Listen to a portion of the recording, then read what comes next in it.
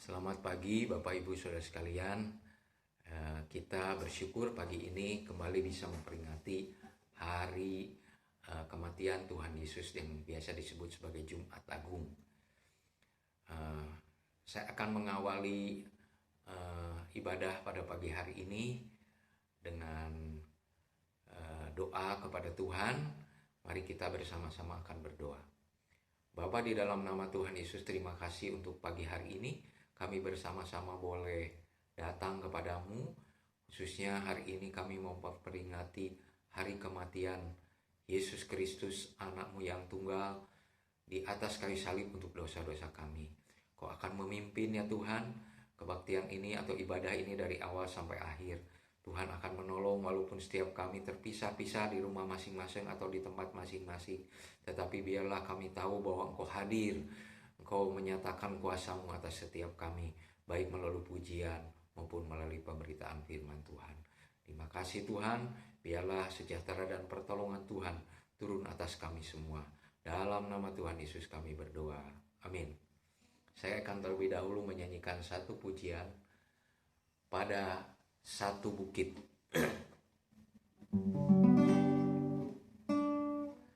Pada satu bukit jauh dari sini, lihat salib Tuhan berdiri. Sotong kayu kasar, tanda dosa besar. Di sana Tuhanku telah mati. Ku datang pada salib itu. Ku ingat cintanya Tuhanku. Ya ku jatuh pada kakinya. Sana ku dapat ampun dosa. Oh kayu yang kasar, dihinakan dunia, bawaku lepasanku tegak. Bagiku sebabnya Tuhan ke Golgota, menebus dosaku genap. Ku datang pada salib itu. Ku ingat cintanya Tuhanku. Ya ku jatuh pada kakinya. Sana ku dapat ampun dosa. Dari kayu salib mengalir darahnya, waktu Yesus disengsarakan. Sana Dia dihujat, juga disiksakan, yang membawa selamat di dunia. Ku datang pada salib itu. Ku ingat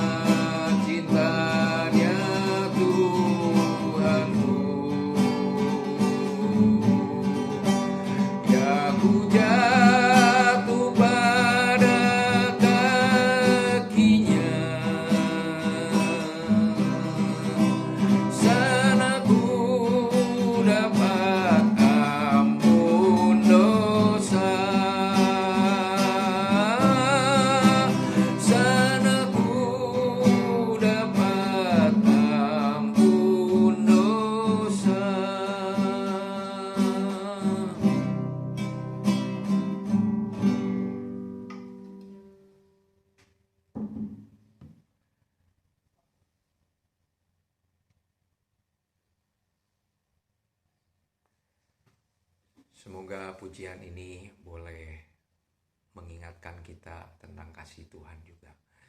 Kita sama-sama akan membaca firman Tuhan yang terambil dari Lukas pasal 23. Saya akan membaca ayat 26 sampai 28, kemudian diloncat ke ayat 32 dan seterusnya sampai ayat 46.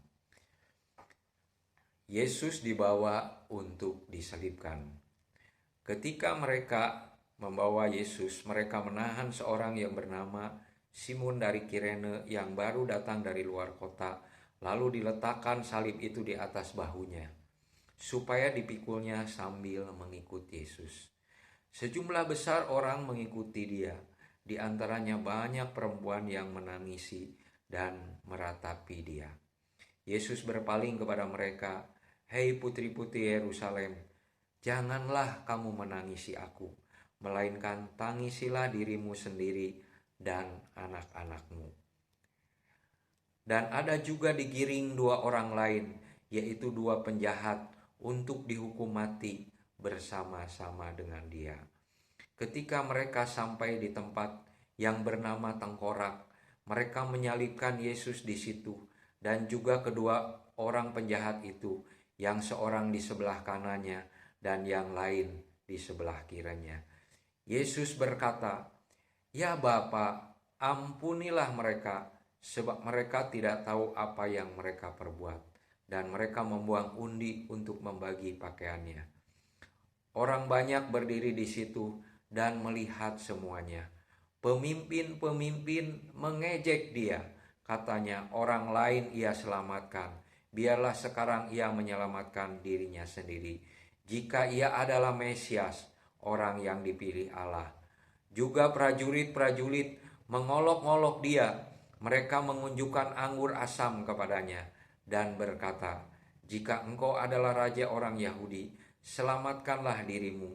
Ada juga tulisan di atas kepalanya, 'Inilah raja orang Yahudi.'" Seorang dari penjahat yang digantung itu menghujat dia, katanya, "Bukankah engkau adalah Kristus? Selamatkanlah dirimu dan kami." Tetapi seorang menegur dia, katanya, "Tidakkah engkau takut juga tidak kepada Allah, sedangkan engkau menerima hukuman yang sama? Kita memang selayaknya dihukum, sebab kita menerima balasan yang setimpal dengan perbuatan kita. Tetapi orang ini tidak berbuat sesuatu yang salah." Lalu ia berkata, "Yesus, ingatlah akan aku apabila engkau datang sebagai raja." Kata Yesus kepadanya, "Aku berkata kepadamu, sesungguhnya hari ini juga engkau akan bersama-sama dengan aku di Firdaus." Ketika itu hari kira-kira jam 12, lalu kegelapan meliputi seluruh daerah itu sampai jam 3. Sebab matahari tidak bersinar dan tabir bait suci terbelah dua. Lalu Yesus berseru dengan suara nyaring, "Ya Bapa, ke dalam tanganmu kuserahkan nyawaku." Dan sesudah berkata demikian, ia menyerahkan nyawanya. Saudara-saudara, kita akan membaca lagi satu ayat yang terambil dari 2 Korintus 5 ayat 19. "Sebab Allah mendamaikan dunia dengan dirinya oleh Kristus dengan tidak memperhitungkan pelanggaran mereka." Saya ulangi nas kita, 2 Korintus 5 ayat 19. "Sebab Allah mendamaikan dunia dengan dirinya oleh Kristus dengan tidak memperhitungkan pelanggaran mereka." Saudara-saudara, kalau kita melihat atau membaca kisah yang tadi, setelah Yesus itu diadili ya, oleh Pontius Pilatus, walaupun pada waktu itu Pontius Pilatus mengatakan tidak ada kesalahan didapati, sampai 2 kali dia berkata demikian, tetapi dia pada akhirnya menyerahkan Yesus itu untuk disalibkan. Semua itu bukan karena semata-mata sepertinya Yesus itu kalah, Allah itu kalah. Di bagian lain dikatakan oleh firman Tuhan, imam-imam, ahli Taurat, ya, para pemimpin, dikatakan menjelang hari Paskah itu mereka merencanakan untuk menangkap dan membunuh Yesus dengan tipu muslihat. Itu kata firman Tuhan. Dan Yesus ditangkap dan kemudian disalibkan bukan karena korban tipu muslihat dari para imam, ahli-ahli Taurat dan para pemimpin-pemimpin orang Yahudi, tetapi sesungguhnya Allah sedang merencanakan sesuatu yang luar biasa bagi hidup kita, bagi hidup umat manusia, yaitu diselamatkan dari dosa, diampuni segala kesalahannya. Nah, saudara, dari ayat tadi setelah Yesus itu kemudian diputuskan disalibkan, dikatakan oleh firman Tuhan dia kemudian dibawa menuju Golgota atau menuju Bukit Tengkorak.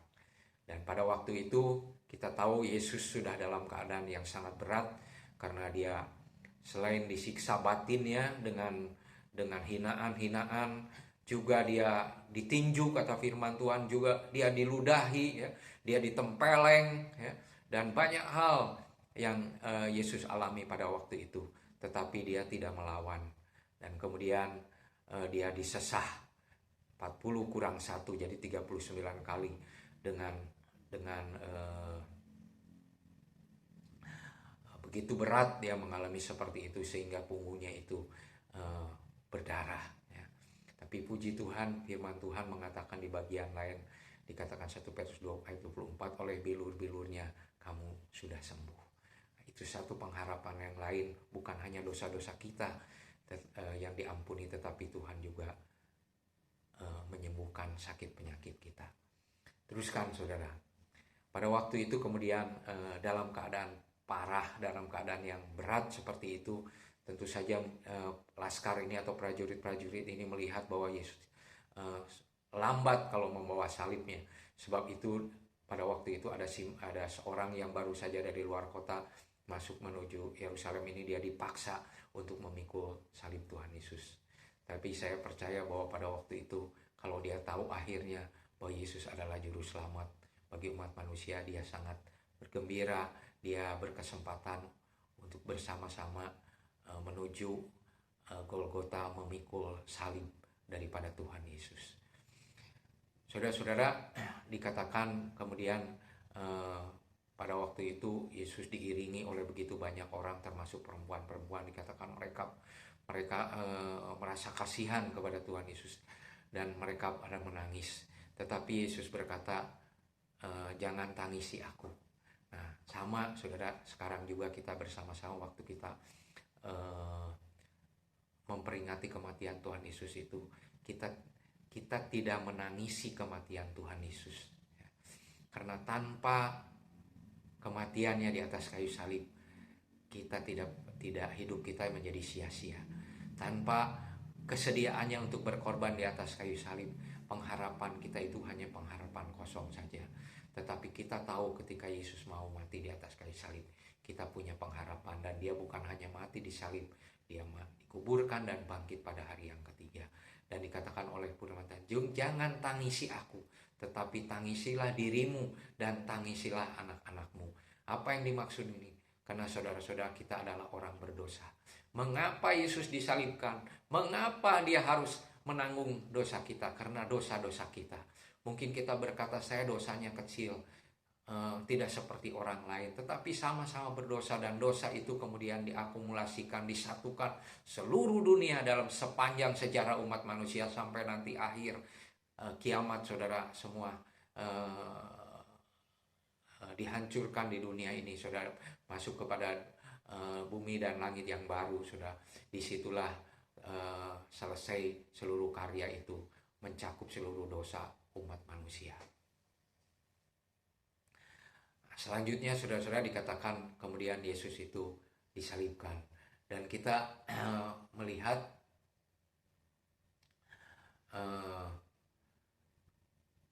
apa yang Yesus lakukan bagi kita semua. Di pasal 23 ayat 26,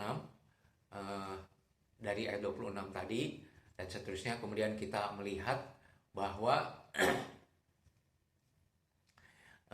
Tuhan Yesus kemudian disalibkan.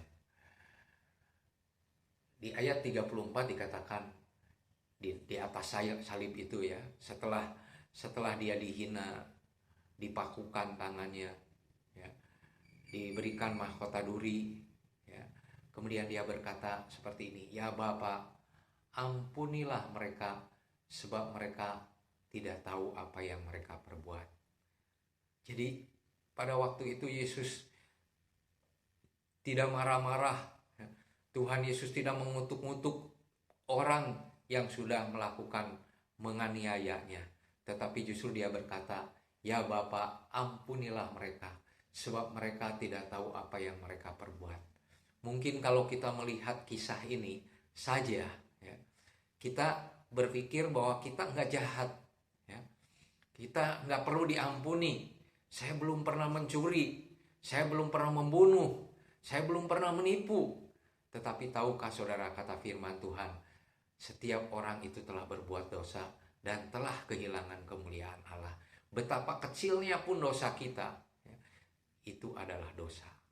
Betapa besarnya dosa kita, betapa banyaknya dosa kita, itu pun dosa. Tetapi Tuhan mengatakan, ya Bapa, ampunilah mereka, sebab mereka tidak tahu apa yang mereka perbuat.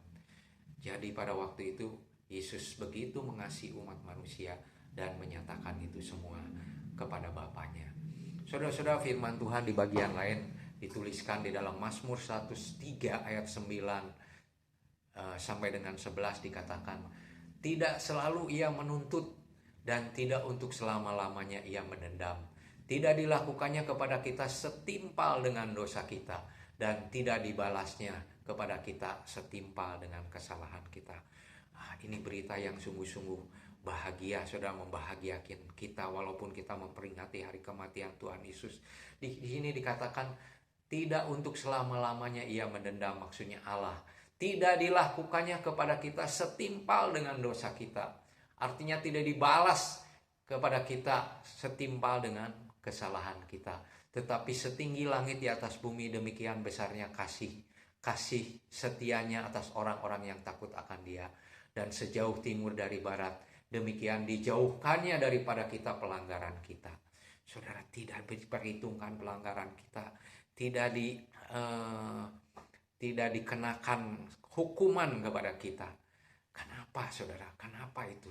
Karena Yesus sudah mati bagi kita di atas kayu salib. Di Roma 4 ayat 7 dan 8, berbahagialah orang yang diampuni pelanggaran-pelanggarannya, yang ditutupi dosa-dosanya. Saudara, kalau kita melihat apakah saudara berbahagia? Kata firman Tuhan, berbahagialah orang yang diampuni pelanggaran-pelanggarannya dan ditutupi dosanya. Ditutupi dengan apa? Dengan darah Kristus yang mengalir dari atas kayu salib itu. Berbahagialah orang yang kesalahannya tidak diperhitungkan Tuhan kepadanya. Saudara-saudara, biarlah berita bahagia ini sungguh-sungguh menjadikan kita bersyukur kepada Tuhan. Saudara, kesalahan saudara tidak diperhitungkan karena Yesus Kristus sudah mati di atas kayu salib bagi saudara dan saya. Pada kelanjutannya saudara, saya ingin mengajak, jangan juga perhitungkan kesalahan orang lain. Kesalahan kita tidak diperhitungkan oleh Tuhan. Oleh kasih karunia-Nya kita sudah diampuni. Mari dengan cara yang sama, dengan kasih Kristus kita boleh mengampuni orang-orang yang bersalah kepada kita. Kolose 2 ayat 13 memberikan penegasan berikutnya. Kamu juga meskipun dahulu mati oleh karena pelanggaranmu dan oleh karena tidak disunat secara lahiriah, telah dihidupkan Allah bersama-sama dengan Dia, dengan Kristus, sesudah Ia mengampuni segala pelanggaran kita.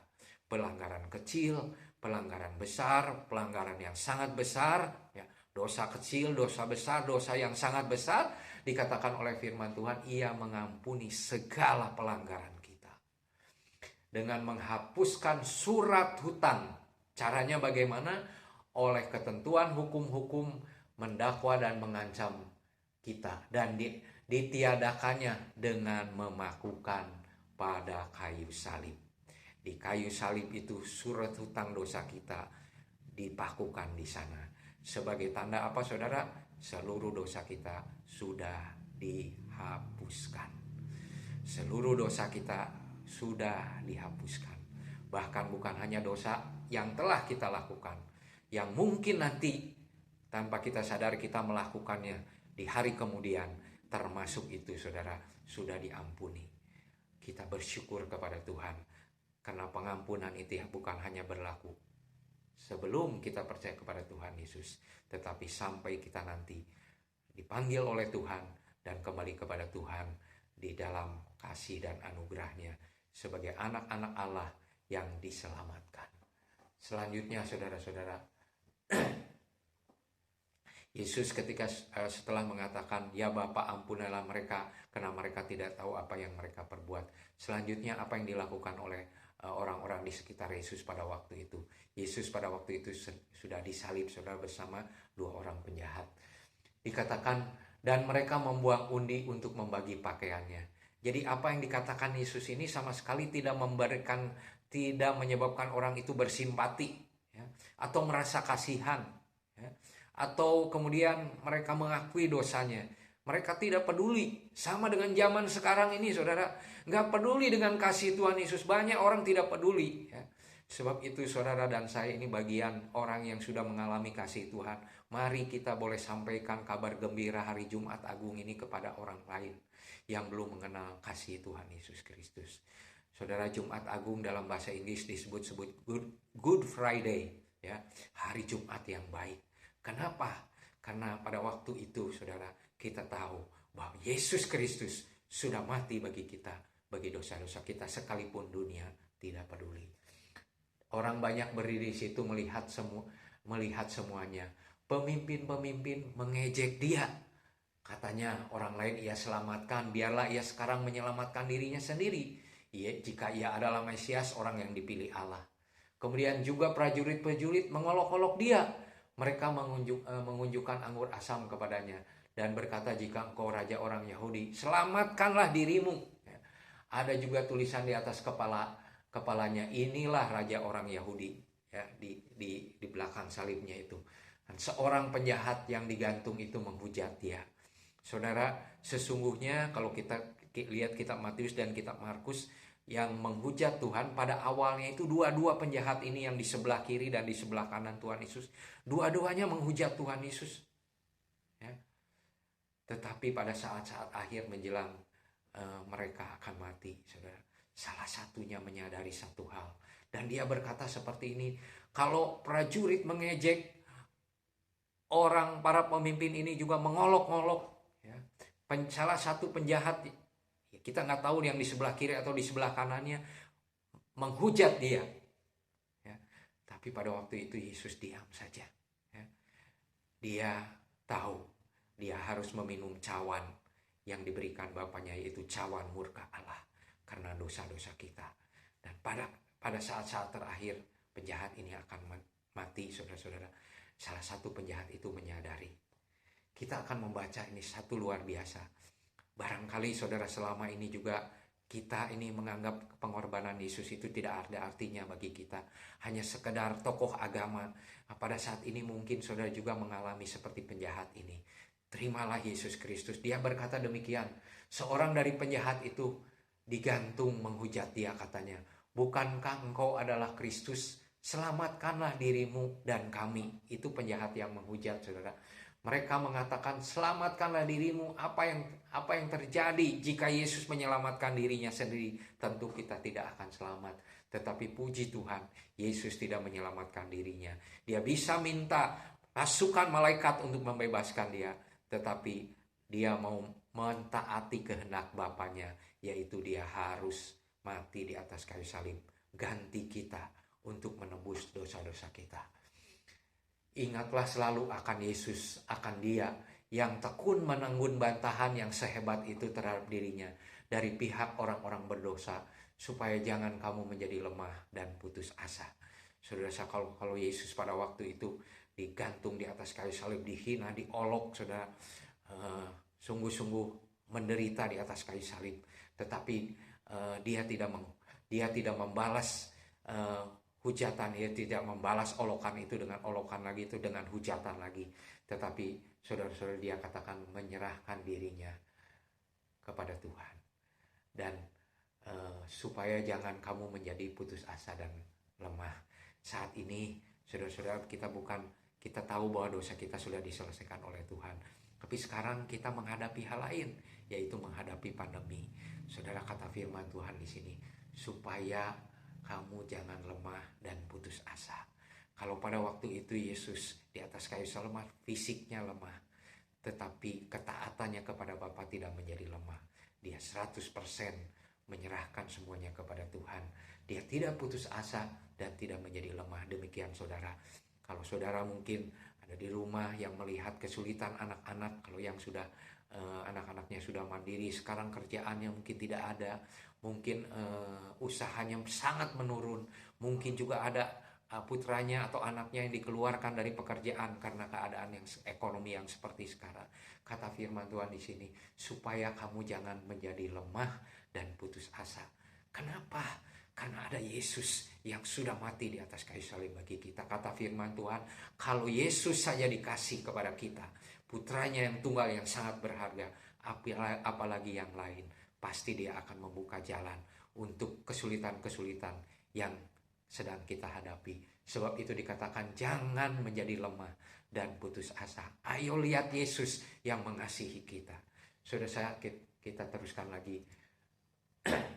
Nah, tadi penjahat yang tadi menghujat, tetapi dikatakan di ayat 40, seorang penjahat yang lain berkata, tetapi yang seorang menegur dia katanya, tidakkah engkau takut juga tidak kepada Allah, sedang engkau menerima hukuman yang sama. Maksudnya mereka bertiga itu sama-sama dihukum mati, ya. Disalib adalah hukuman untuk penjahat besar, untuk penjahat yang tidak bisa lagi bertobat, istilahnya seperti gitu. Sudah berulang-ulang masuk penjara, tetapi Yesus diperhitungkan sama seperti penjahat. Dikatakan kita sama-sama menanggung hukuman yang sama. Kata penjahat itu, kita memang selayaknya dihukum. Saudara dan saya selayaknya dihukum. Sesungguhnya kita yang harusnya ada di kayu salib itu, kita yang harus dihukum, menderita seperti itu. Tetapi saudara-saudara, Yesus mengasihi kita. Dikatakan kita memang selayaknya dihukum, sebab kita menerima balasan setimpal dengan perbuatan kita. Tetapi orang ini tidak berbuat sesuatu yang salah. Orang itu tidak berbuat sesuatu yang salah, maksudnya Yesus. Pontius Pilatus 2 kali mengatakan tidak ada kesalahan, bisa dihukum mati. Sekarang penjahat itu menyadari bahwa Yesus tidak ada salah. Jadi saudara, kenapa sebagian orang mengatakan, kenapa kalau nggak salah kok dihukum? Kenapa kalau dia memang nggak salah Tuhan nggak membebaskan Yesus? Saudara, kalau kita nggak ngerti Alkitab, kita akan bertanya seperti itu. Tapi kalau kita membaca Alkitab, kita sekarang tahu mengapa dia tidak salah, tetapi dia harus mati di atas kayu salib, disiksa sedemikian rupa, karena dia bersedia mati menggantikan kita, supaya kita tidak dihukum mati seperti Yesus, melainkan kita diampuni dan kita diselamatkan, dan nama kita tertulis di dalam kitab kehidupan. Kemudian dikatakan, tetapi orang ini tidak berbuat salah. Jadi Yesus tidak berbuat salah. Lalu penjahat itu berkata kepada Yesus, Yesus, ingatlah akan aku apabila engkau datang sebagai raja.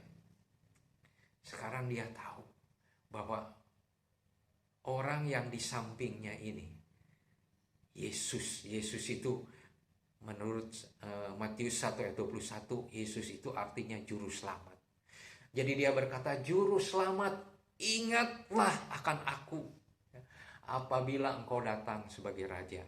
Yesus Kristus kelak akan datang lagi bukan sebagai bayi. Dia akan datang sebagai raja di atas segala raja. Dia akan datang di awan-awan yang permai, menjemput setiap orang yang percaya, sebelumnya membangkitkan orang-orang yang terlebih dahulu sudah meninggal daripada kita. Dan pada waktu itu kita berkumpul bersama-sama dengan dia di awan-awan yang permai. Luar biasa. Karena kasih Tuhan, kita betul-betul punya pengharapan seperti itu. Dan apa kata Yesus menjawab penjahat yang satu ini? Dia berkata, kata Yesus kepadanya, aku berkata kepadamu. Aku berkata kepadamu. Juga berkata kepada saudara-saudara semua. Ya. Sesungguhnya hari ini juga engkau akan bersama-sama dengan aku di dalam Firdaus. Ya. Artinya yang dimaksudkan kalau waktu itu penjahat itu dia akan meninggal dan masuk ke dalam surga. Nah, kita semua yang masih diberi kesempatan untuk hidup di dunia ini, Tuhan Yesus mengatakan, kalau engkau percaya, seperti penjahat itu mengatakan, Yesus, ingatlah akan aku. Ingatlah akan aku yang berdosa ini. Ampunilah Tuhan segala dosa-dosa. Aku bersalah di hadapanmu, kata firman Tuhan. Hari ini juga engkau diselamatkan. Dan tidak pernah lagi engkau mengalami keraguan. Percayalah, keselamatan itu dijamin oleh darah Tuhan Yesus. Bukan dijamin oleh perbuatan kita, bukan dijamin oleh akhlak kita, tetapi dijamin oleh darah Tuhan Yesus yang telah ditumpahkan di atas kayu salib. Saudara-saudara,